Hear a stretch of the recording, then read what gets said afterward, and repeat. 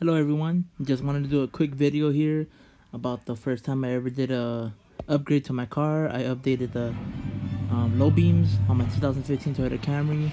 I bought these off Amazon. I had a lot of good reviews and they're pretty affordable. They're called Cougar Motors LEDs. These are the stock halogen bulbs that came with the car when I first got it. See that color?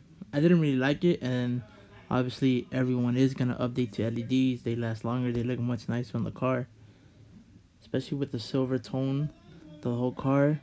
Some cool white LEDs will look really nice on it. This is a LED. It's pretty big and it has that cooling fan in it built in, so they don't like overheat. These are me just inserting them already, finishing the install.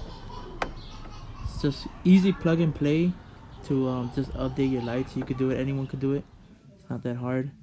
These are the new LEDs. You see how that looks way better, way cleaner.